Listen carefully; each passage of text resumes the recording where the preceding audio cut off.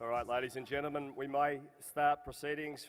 I think people will probably sort of filter in as the morning goes on. And good morning. So can I thank everybody for being here this morning and start by thanking Scania for last night's dinner. It was a great evening of Chinese food and a dessert. And I think a much talked about dessert. Also Multi-Spares last night for sponsoring the Bussies Bar and probably also sponsoring the absence of many people here this morning. This session itself is sponsored by Bus Finance Australia. And before I start what's been written in front of me here, I just took a bit of time on Sunday night to reflect on what we have as an industry. As you know, I've been out of the industry now for a few years, or sort of out of it as an owner. And then I was at the bar on Sunday night after the Volvo cocktail function, and what I saw were 400 people, 500 people, reacquainting themselves with each other as we do each year, and there was genuine friendship in the room, which is very, very unique. Reality, we're competitors in the marketplace, be we operators, suppliers, bureaucrats, we all are competitors. To come together annually as we do and to reacquaint ourselves with each other in such a friendly manner is very, very unique. And I think what we need to do is recognise that we have this, that we're custodians of this, so it is our job to make sure that for generations to come, our bus industry stays like it is. It doesn't happen in any other industry that I know of. It doesn't happen in bus industries in other parts of the world. So, no, it is up to us to really maintain what we have. And really that's what this session is all about, is talking about how we represent ourselves going further into the future and how we maintain what we have. So I thought I'd start with a look back to 2008. It's a long time ago now. At the time I was doing my first year as president of BIC or chairman of BIC, and this is what I had to say. There will always be a role for state associations. They are a very vital part of our industry representation and our industry unity. But I do believe our industry can do better. I believe we can be better at delivering common policies and ideas, be better recognised as a united industry, and be more effective at the state level in supporting our national lobbying efforts with state governments.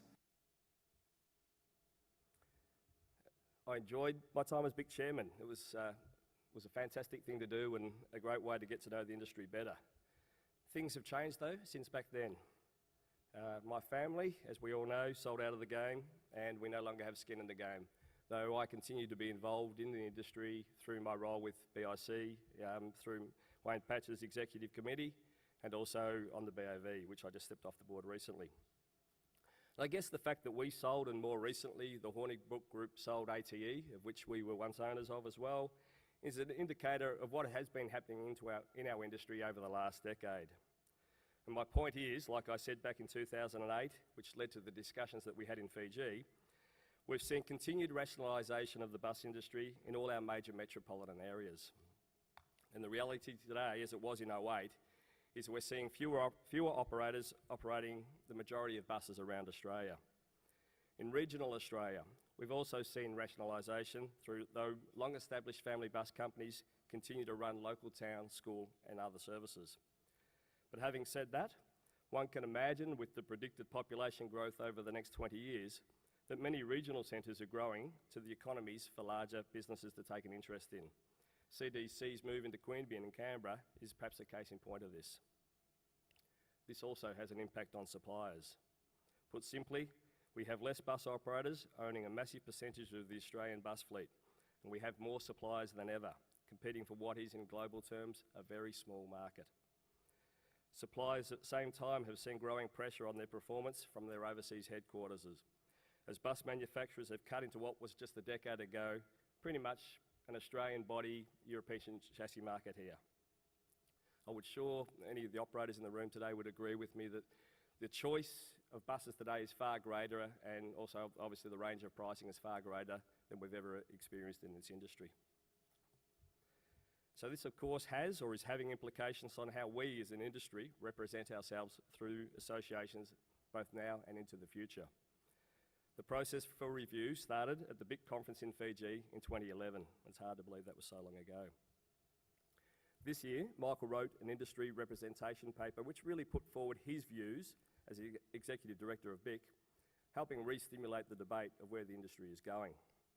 The paper was distributed to state associations and their boards, and also saw Wayne Patch and Michael meet with some association boards and a number of individual operators around Australia to discuss its contents. The paper presented a range of ideas and thoughts about possible ways forward with respect to industry representation over the next 5 years. It presented ideas on how existing industry representation funding and resources could be utilised in the most efficient and effective way. If you have bus depots in a number of states, or depots, or even multiple depots in the same state, I'm sure you look at your business and review the way it is structured. Why shouldn't the same apply for the BIC and state associations? It's also had the purpose of looking at the value proposition for operators and suppliers and being members of BIC and state associations to make sure that they're delivering what operators and suppliers need and not what executive directors think we want. And I apologise for the executive directors, but really that's what we're about. It's important that operators drive what we want. We drive the agenda. We have the skin in the game. And so it really is important that you as operators speak up.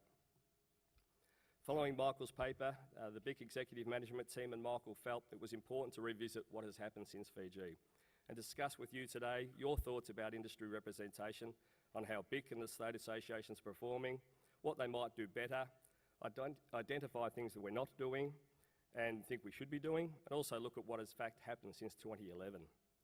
And the final purpose of Michael's paper was to finalise the discussions which began in Fiji and agree a course forward, so BIC and state association can get on with the job, what we fund them to do.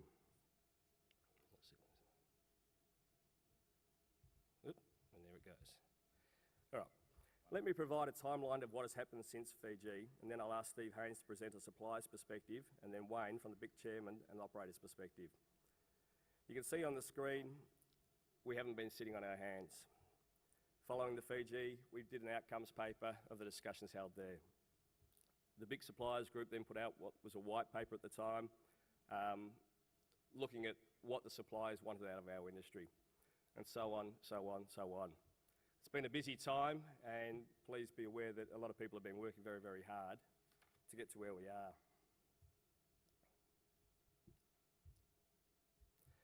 The process has been useful.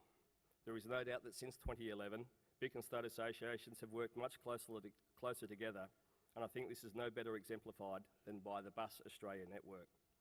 In 2011, we talked about the move to a more federal structure of government, where the federal government was taking a much greater role in what may have been previously state issues. It could not be more obvious than Malcolm Turnbull's decision to get the federal government directly involved in cities and public transport, or the National Heavy Vehicle Regulator. If you remember back, Michael App said it would take 10 years to get a presence in Canberra. And here we are, 10 years later, we now have a Minister for Cities and a Prime Minister and opposition leader pushing public transport to the top of the national agenda.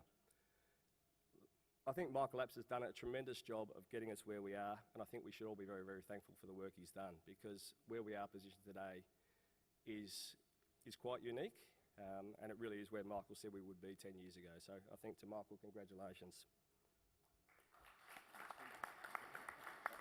Yeah. And geez, that hurt to say. The Bus Australia network branding and the logo presents the industry as a united state and federal level, and has been a great initiative born out of the discussions in 2011. As you can see from the slide of examples of letterheads and publications, the branding's out there. It's been very well received by all both state and national governments. The one message, many voices. It's a very powerful tool. It's the most powerful tool in our advocacy arsenal, and the branding is important in portraying our industry as strong and united. At the macro level, we all want the same thing, a strong, viable, growing public transport industry. But it takes time. Michael used the analogy on Sunday. A constant drip eventually leaves a permanent impression on even the strongest of rock. And that's what we really are. The one message, dripping, dripping, dripping, and eventually they take note and believe what we're saying. The requirement for industry unity and change and how we represent ourselves is no better highlighted, in my view, than by APTIA, the Australian Passenger or Public Transport Industrial Association, which is the industrial arm of BIC. APDIA is a glowing example of where BIC and state associations have delivered massive benefits for industry in a space that was previously the sole domain of state associations. APDIA has not only delivered the right industrial relations outcomes for industry, it has removed duplication of tasks across state associations that created a mishmash of different awards and labour laws in each state. I remember sitting in the room at Bus New South Wales in the early days when we went through the different awards, looking at a national award.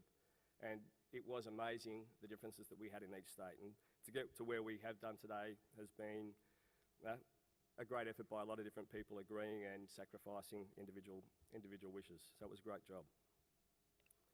APDIA has also saved on resources required by states. It's allowed states to focus resource and efforts in other areas where greater needs are now required. And I know this is an area that Wayne Patch is pretty interested in, and I'm sure he'll raise it again shortly. So this session is really about identifying what we can further improve, but also recognising that as a group, through the leadership of BIC, what we have done since Fiji that has improved our industry representation efforts. We shouldn't forget that industry representations needs to be led by someone, and BIC has taken on this role, and not because BIC wants to, but because it was necessary. It's not part of the BIC charter or constitution or objectives, but nevertheless, just like your own business, review is a very important habit to get into for the long-term viability of your business, and it should not be any different for both state and national associations. I'll now ask Steve Haynes, who's Vice Chairman of BIC, to provide a supplier's perspective based on the two BIC supplier member discussion papers developed in 2012 and 2015. Thank you.